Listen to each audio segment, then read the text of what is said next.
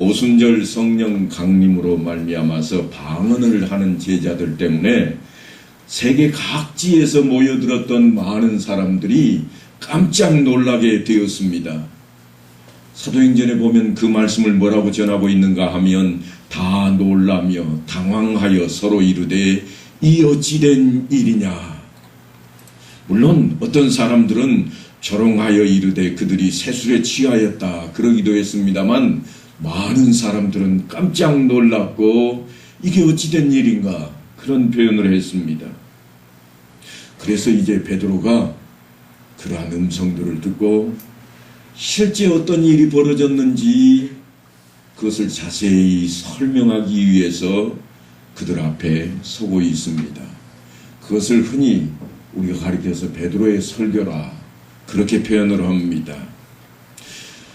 지금 베드로가 누구 앞에 서 있는가 하면 자신들은 선민이라고 생각했던 사람들, 유대인들 앞에 서 있습니다. 우리는 하나님이 택하신 자들이야. 그러니까 하나님께서 택하셨으니까 결코 버리지도 않을 것이고 결코 구원을 얻는 일에 있어서는 우리 말고는 없을 것이라 그렇게 여기고 있던 그들 앞에 지금 베드로가 외치고 있습니다. 베드로가 11 사도와 함께 서서 소리를 높여 이르되 유대인들과 예루살렘에 사는 모든 사람들아 이 일을 너희로 알게 할 것이니 내 말에 귀를 기울이라. 대간절 어떤 일이냐? 저들이 방언도 하고 우리를 깜짝 놀라게 하는데 이 일이 무슨 일일꼬 할 때에 베드로가 지금 설명하고 있습니다. 그런데 베드로가 설명을 하고 있는데 기독교란 이런 것이라 그렇게 납득시키는 대목이 한 군데도 없습니다. 예수님이 얼마나 인격적이고 우리에게 잘 대해 주신 선생님인가 그렇게 설명하는 부분도 없습니다. 기적을 들어서 감정적이나 또는 논리적으로 어떤 제시를 하고 있는 대목이 전혀 없습니다. 지금 베드로가 이야기하고 있는 이 설교에는 두 축이 있는데 다른 이야기는 전혀 없고 그 중에 하나는 예수님이 부활하셨다 하는 것과 너희가 못 박아 죽인 예수님을 하나님께서 주와 그리스도로 삼으셨다 하는 내용입니다. 유대인들은 메시아를 기다리고 또 기다려왔습니다. 메시아를 대망했습니다. 그런데 그들 앞에 베드로가 설명하기를 하나님이 너희가 죽인 예수를 메시아로 삼으셨다 하는 것입니다. 메시아로 삼는 증거가 무엇이었느냐? 그가 다시 살아나 부활했다. 지금 이것이 베드로 설교의 두 축입니다. 그래서 오늘은 이 두 가지를 통해서 우리의 신앙의 뿌리를 살펴보고자 합니다. 베드로는 이스라엘이 자신들의 영원한 그런 왕이라고 여기고 있는 다윗의 시편을 들어서 설명을 합니다. 다윗의 시편에 뭐라고 기록이 되어 있는가 하면 시편 16편에 보니까 내가 여호와를 항상 내 앞에 모시며 그가 나의 오른쪽에 계심으로 내가 흔들리지 아니하리로다. 이러므로 나의 마음이 기쁘고 나의 영도 즐거워하며 내 육체도 안전히 살리니 이는 주께서 내 영혼을 수월에 버리지 아니하시며 주의 성도를 멸망시키지 않으실 것임이니이다. 주께서 생명의 길을 내게 보이시리니 주의 앞에는 충만한 기쁨이 있고 주의 오른쪽에는 영원한 즐거움이 있나이다. 지금 다윗이 이야기를 하고 있는데요. 베드로가 지금 설명을 할 때 듣고 있는 사람들이 누군가 하면 유대인들입니다. 이들은 다윗의 이야기를 다 귀가 무너질 정도로 아니 귀에 박힐 정도로 그렇게 들어왔던 내용입니다. 마치 뭐가 같은가 하면 이순신 장군이 소신에게는 12척의 배가 아직 남아있나이다 하고 외쳤던 것을 우리 초등학교 학생들까지 다 아는 것처럼 그래서 틀림없이 그 해전에서 승리하고 이겨낼 것을 이 후대에 있는 우리조차도 아는 것처럼 지금 베드로가 그 선조들의 이야기를 들어서 설명을 합니다. 그 내용이 오늘 본문인데요. 형제들아, 내가 조상 다윗에 대하여 담대히 말할 수 있노니 다윗이 죽어 장사되어 그 묘가 오늘까지 우리 중에 있도다. 그는 선지자라 하나님이 이미 맹세하사 그 자손 중에서 한 사람을 그 위에 앉게 하리라 하심을 알고 그랬습니다. 우리도 우리 가문의 후손 중에 누가 왕이 오르게 되면 얼마나 기뻐하고 즐거워할까요? 족보에 조금 그 대가 높은 사람이라면 저 후대가 왕이 되는 것을 지켜보는 사람도 있을 겁니다. 적어도 5대 손까지는 우리나라에도 왕이 생겼던 것을 기록한 내용들이 있더라고요. 그런데 지금 베드로가 설명하고 있는 이야기가 뭔가 하면 다윗이 이미 죽었고 그의 무덤이 우리 가운데 있다. 지금도 성지순례를 가보면 다윗의 묘가 있고 거기를 우리가 둘러보곤 합니다. 묘가 틀림없이 있는데 그 묘 속에 있는 다윗이 일찌감치 외치기를 자손 중에 한 사람이 왕이 될 것이라 하는 것을 외치고 있습니다. 그런데 놀랍게도 이스라엘 백성들에게 지금 베드로가 하는 말이 뭐라고 하는가 하면 그는 선지자라 그랬습니다. 나중에 예수님께서 이 선지자에 대한 이야기를 제자들과 이스라엘 백성들에게 외쳤던 적이 있습니다. 다윗 시대가 아닌 나중에 뭐라고 하는가 하면 온 율법과 선지자들의 강령이라. 그게 뭔가 하면 두 계명이었는데요. 하나님을 사랑하고 이웃을 사랑하라고 할 때에 선지자들을 들먹였습니다. 그러니까 이스라엘 백성들에게 성경은 어떤 것인가 하면 율법서와 선지자들의 글이었는데 그 선지자들 가운데 다윗이 있다고 지금 베드로가 외치고 있습니다. 그래서 그가 미리 본고로 그리스도의 부활을 말하되 그가 음부에 버림이 되지 않고 그의 육신이 썩음을 당하지 아니하시리라 하더니 이 예수를 하나님이 살리신지라 우리가 다 이 일의 증인이로다. 그 육신이 썩음을 당하지 않을 것이라 주님께서 사흘 만에 부활하셨다고 하는 사실을 베드로가 지금 이렇게 표현을 하고 있습니다. 예수님의 부활을 다윗과 견주면서 이야기를 하고 있는 모습입니다. 다윗은 예수님의 부활을 이미 알고 있었다. 후에 오실 왕이 있을 것인데 우리 위에 앉을 자가 있을 것인데 그는 썩지 않고 다시 살아날 사람이라. 그래서 예수님은 죽지 않았고 다윗은 예수님이 부활하실 것을 이미 알고 있었다고 하는 내용으로 지금 베드로가 이 설명을 해나가고 있습니다. 그것이 베드로의 설교의 키포인트입니다. 지금은 예루살렘을 중심으로 그렇게 전해지고 있습니다만 예수님의 부활을 왜 그토록 강조해야 하는가 하는 것을 나중에 사도 바울이 이렇게 외칩니다. 고린도전서에 보면 너희가 만일 내가 전한 그 말을 굳게 지키고 헛되이 믿지 아니하였으면 그로 말미암아 구원을 받으리라. 그로 말미암아 구원을 받으리라 그럽니다.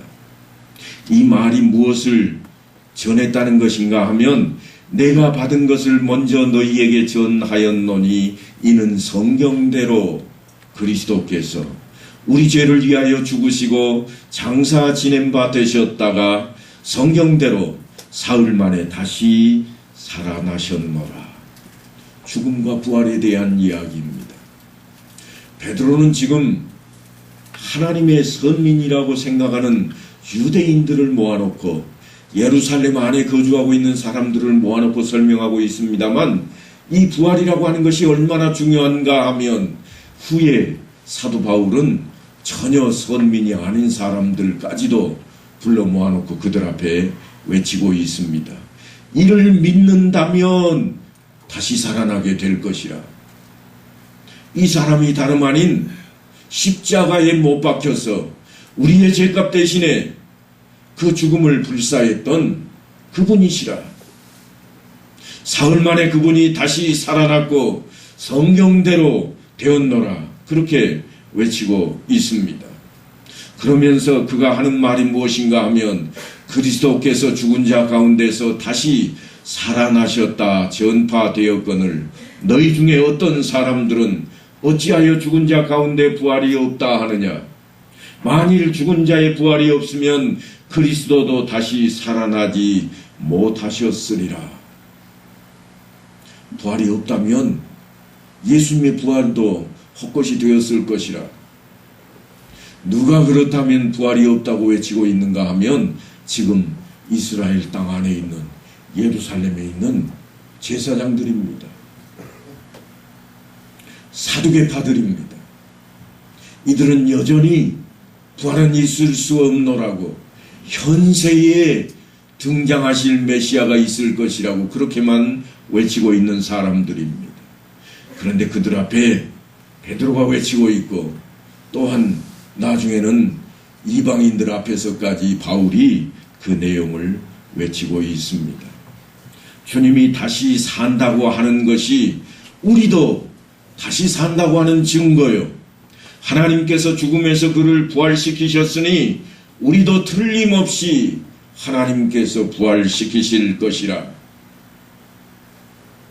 그러니까 죽음으로 이 땅은 끝나는 것이 아니라 우리 앞에 새 하늘과 새 땅이 있고 새 나라가 있을 것인데 이 새로운 우주관, 세계관을 우리가 가져야 되겠다고 하는 것입니다. 그래서 이런 사실을 아는 자로서 자신의 확신을 갖게 하는 근거로 등장하는 것이 무엇인가 하면 예수 그리스도의 십자가 사건과 부활 사건입니다. 그 증거로 성령 강림을 그들 앞에 외치고 있습니다. 성령이 오신 것을 너희가 보았느냐? 정말 저 시골 호숫가에 살고 있던 우리가 아니었더냐? 그런데 우리가 외치는 말로 인해서 우리가 하는 방언으로 인해서 세계 각처에서 모여든 그 수많은 사람들이 자기 나라 말로 다 알아듣지 않았더냐? 그 증거가 뭔가 하면 예수께서 부활하신다고 하는 것이요. 예수께서 다시 살아나셔서 우리의 메시아가 되었다고 하는 것이라. 우리가 그 증거라. 성령 강림 사건이 바로 그 증거라고 지금 베드로가 외치고 있습니다.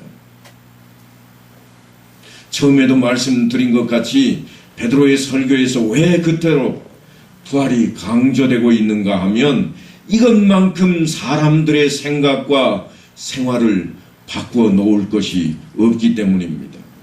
부활이 없다면 이 땅에서의 삶이 다 하니까 여기서 다 누리고 여기서 다 가질 거 가져야 됩니다.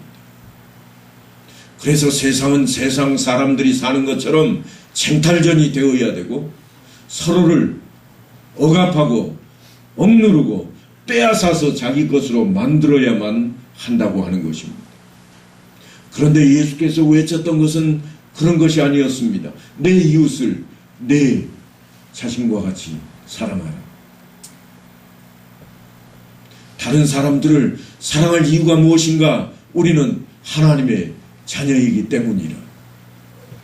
하나님의 나라가 우리 앞에 펼쳐져 있으니 그날을 예비하라 하는 것이었습니다.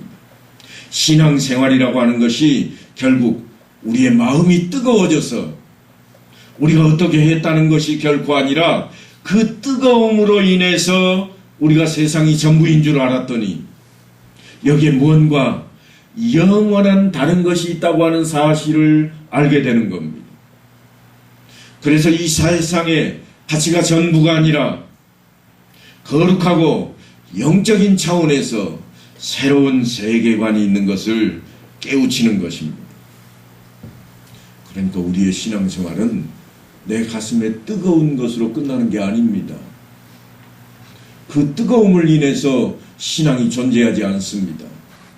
우리는 흔히 내가 예수를 믿으면 가슴이 뜨거워지고 내가 변화되어서 정말 이제 이후로는 죄도 짓지 않는 구별된 사람이 되지 않을까 그렇게 생각해 버리지만 성경은 그렇게 말하지 않습니다. 그래서 우리가 사도 바울의 사건을 꼭 기억해야만 됩니다. 사도 바울이 원래 어떤 사람이었습니까?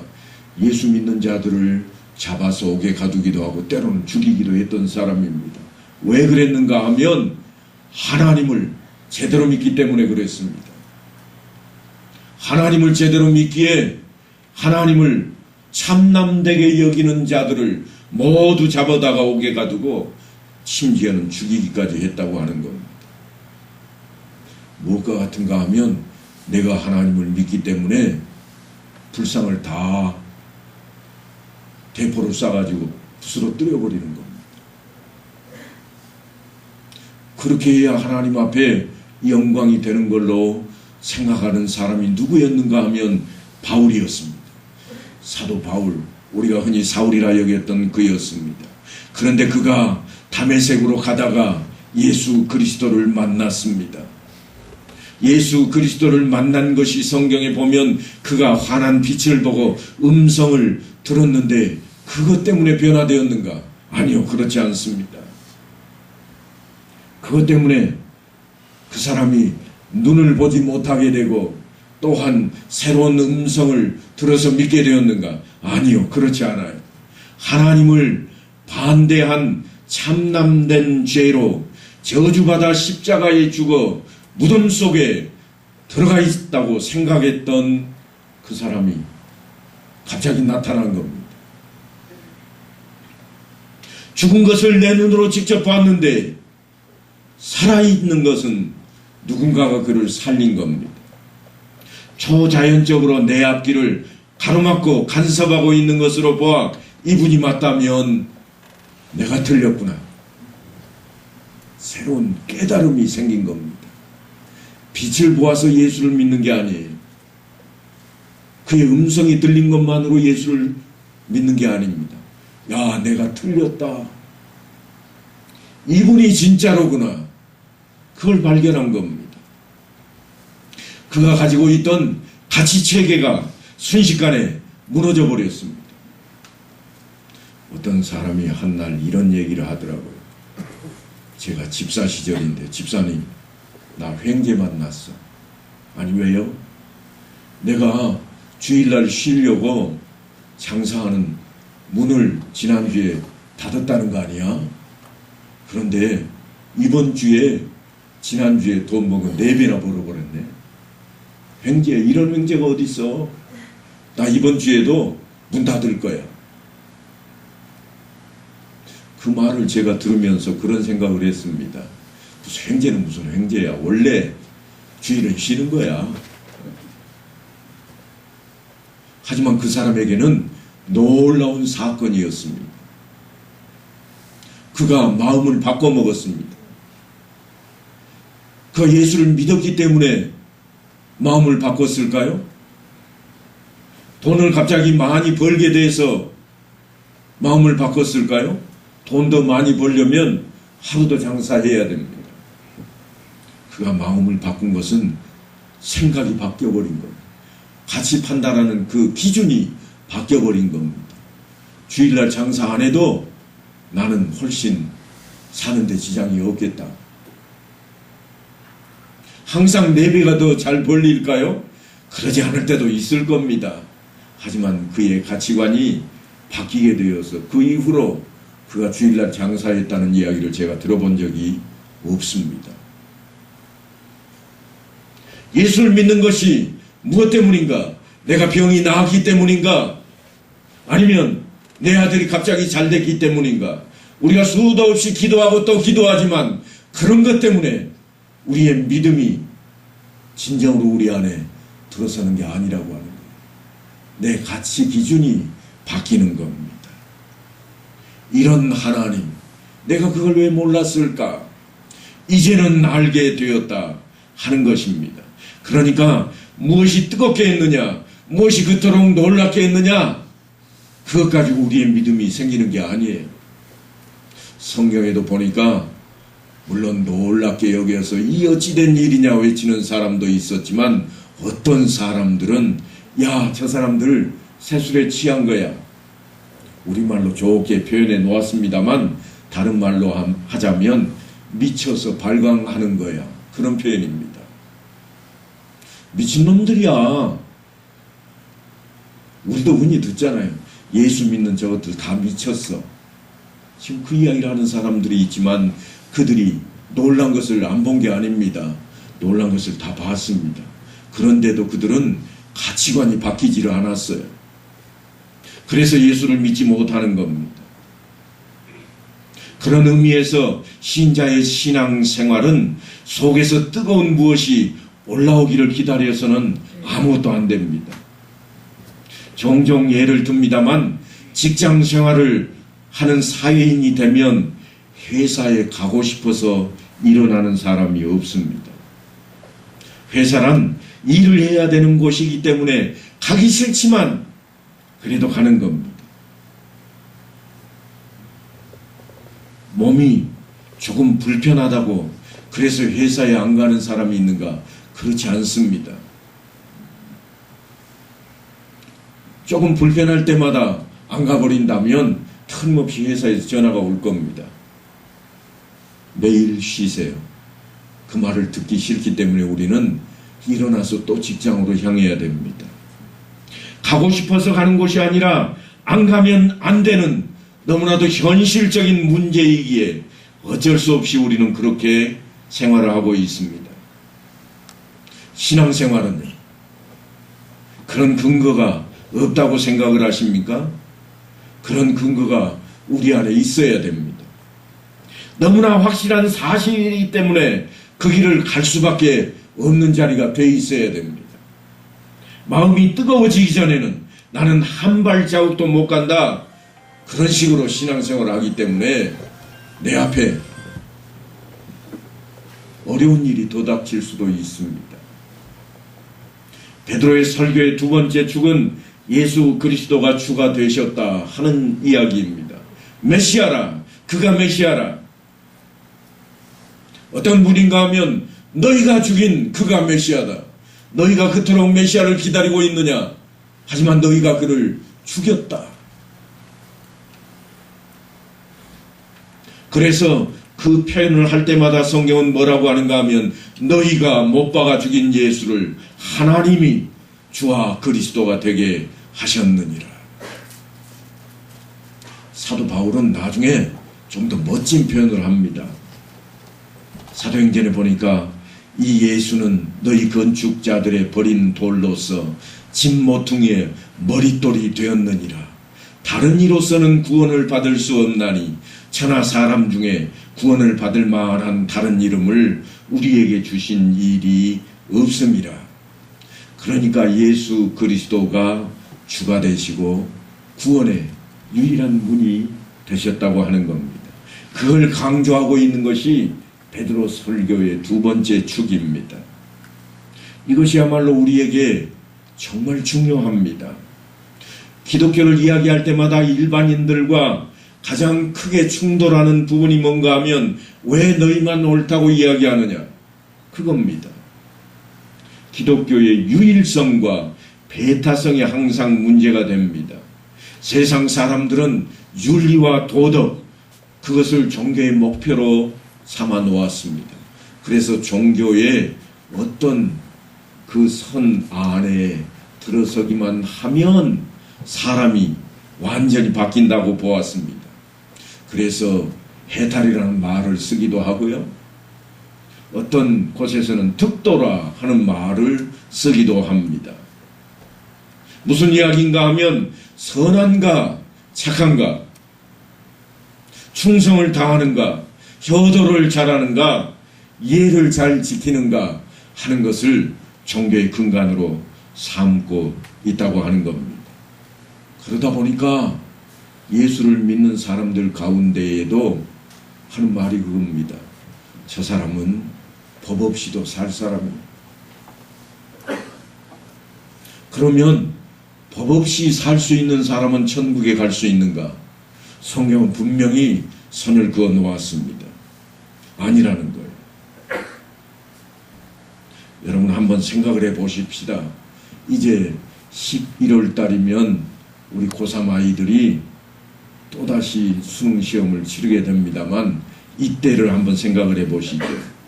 합격자와 불합격자를 가릴 때 그 시험을 치르는데요. 또한 내년 초쯤 되면 시험을 또다시 치르기도 할 겁니다. 정시고사라 그래가지고 대학교마다 시험을 치르기도 합니다. 그런데 이 시험을 치를 때마다 수험생이 얼마나 최선을 다했는가 그걸로 점수를 주지 않습니다. 열심히 했느냐? 그래 너는 열심히 한 줄 아니까 100점 줄게. 그런 적이 한 번도 없습니다. 네가 정말 착하게 살았냐? 그렇다면 100점 주마. 그런 것도 없습니다. 밤새워 공부를 했는지 놀면서 했는지 따지지도 않습니다. 그럼 뭘 가지고 하는가? 오로지 정답 가지고 판정을 해버립니다. 오른손으로 썼든지 왼손으로 썼든지 따지고 있지를 않습니다. 답을 맞췄느냐 못 맞췄느냐 하는 겁니다.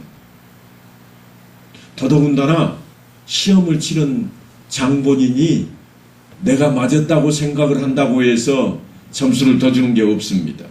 나는 정답으로 확신을 해. 그렇다고 정답으로 쳐주지도 않습니다.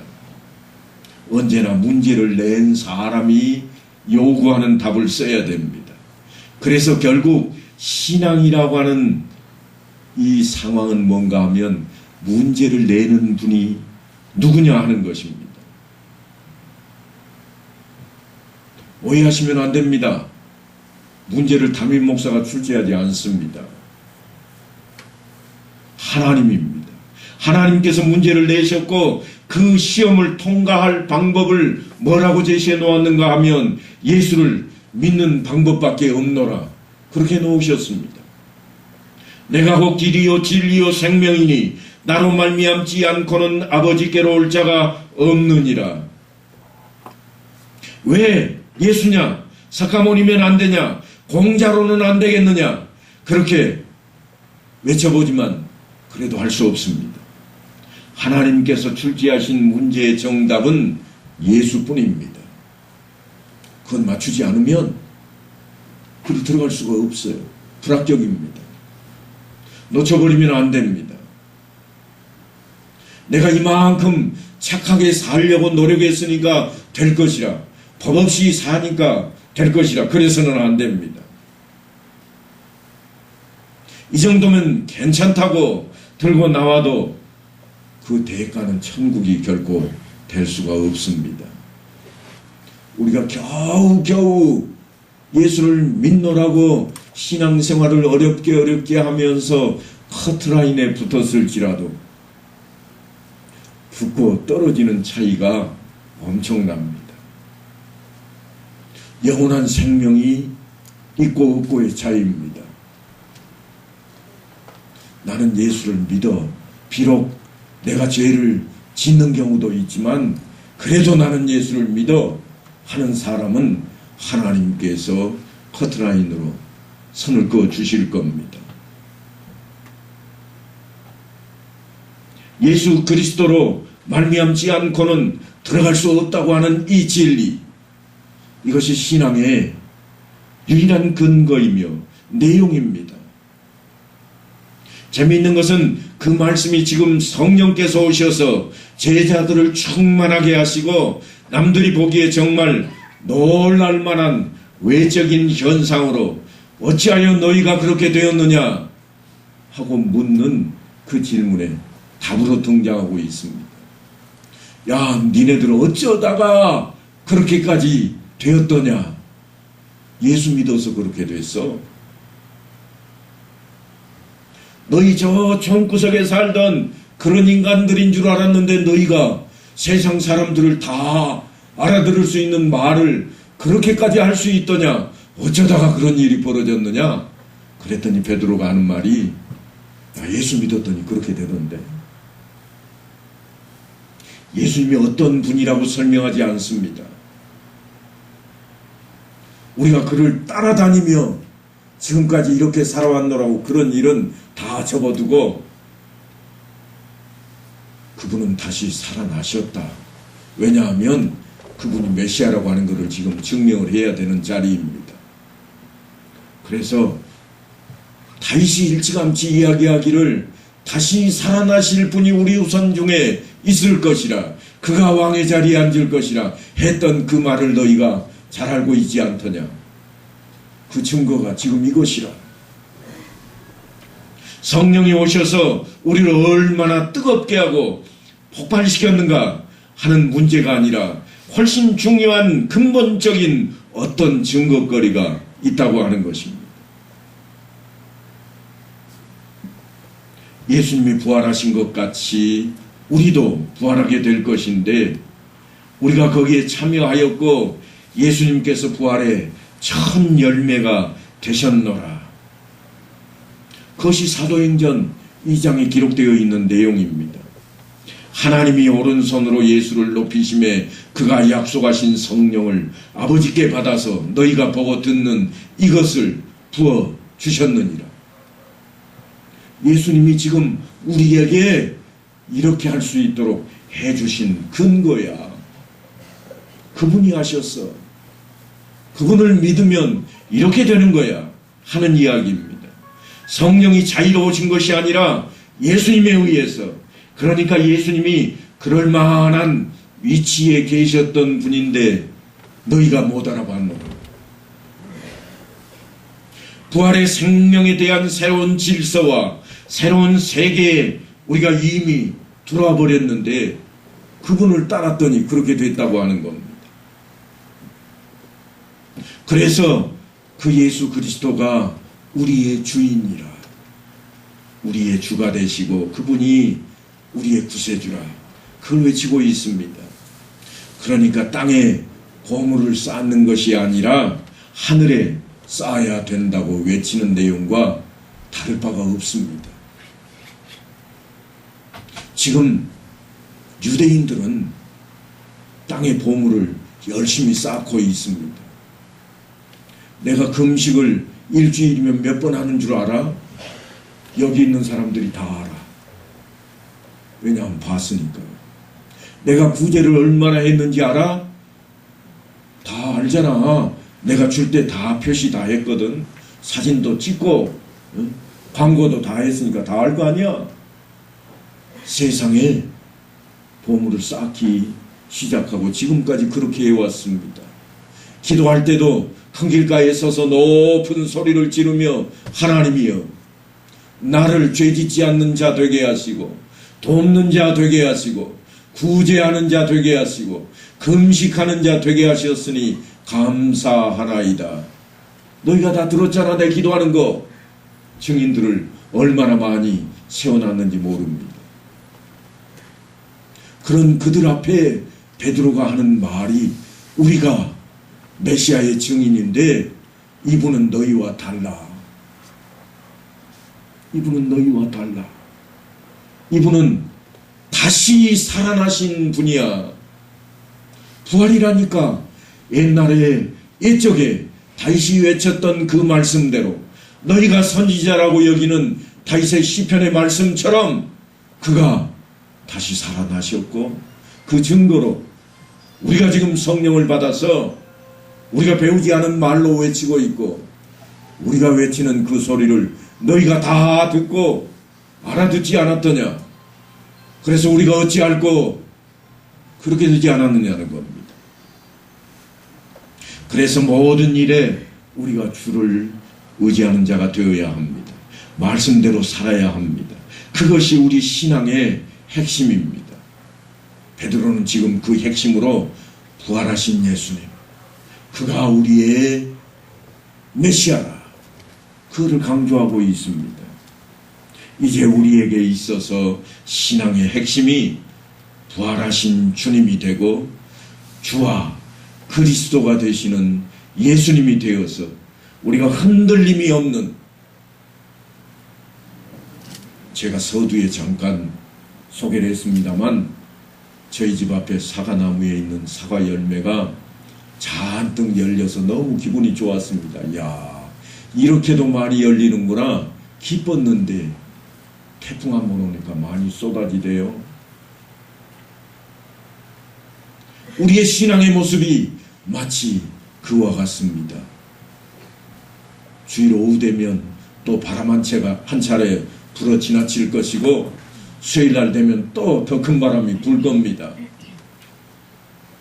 이 바람에도 끄떡하지 않고 아직도 붙어있는 빨간 사과를 상기하시면서 이 한 주간도 이겨내고 지켜내는 여러분들의 신앙생활이 될 수 있게 되기를 간절히 축원합니다.